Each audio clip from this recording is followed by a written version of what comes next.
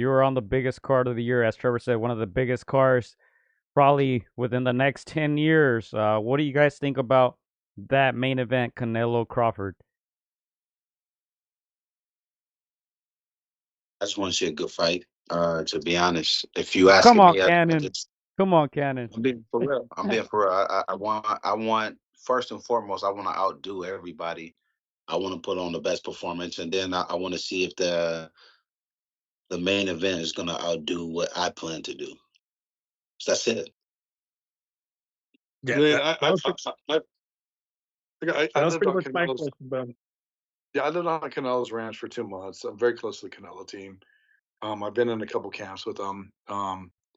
You know, listen, I don't think a lot of things I think that Bud does is particularly with his distance. Canelo is acutely aware of, and just like Bud will be acutely aware of Canelo. Um, I believe it to be a very, very much a chess match.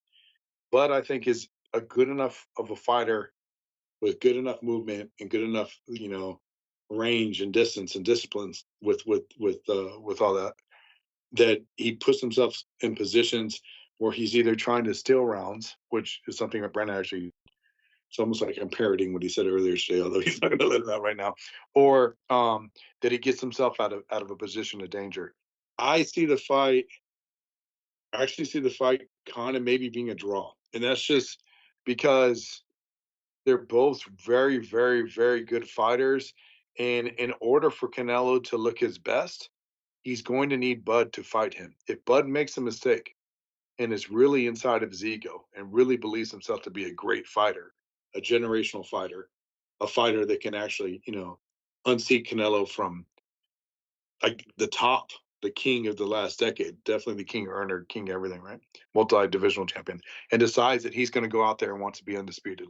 I think that Bud could get himself in a position where he gets stopped.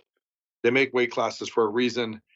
If you've people think, oh, if you've Canelo's been 168, gone all the way up to 75.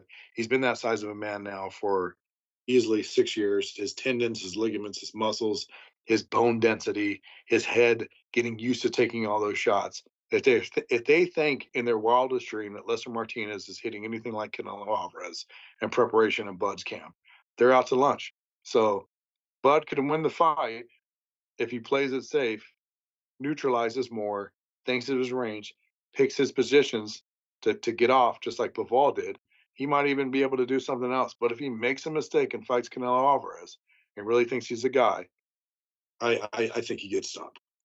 All right, Chris, we got about 30 seconds before they cut us off from the air. I just want to thank you, Brandon. Thank you, Trevor. Congrats on this big opportunity. You deserved it. 36 years old. Man, never stop believing. So congrats to both of you guys. We wish you the best. We'll be rooting for you. And thank you guys for joining us. Last words. You Appreciate you. guys get the last words. We're gonna give you the fight tonight. Candidates to stand on waste. Hey, Sam, Shout out. Mr. Rubs, please follow them. Hit the subscribe button. You know what I'm saying? Yes, sir. Shout out to everybody who tuned in live, man. We appreciate you guys. Shout out to all you guys who will be watching the replay. Much love, man. Shout out to you guys. Peace. Thank you. Peace.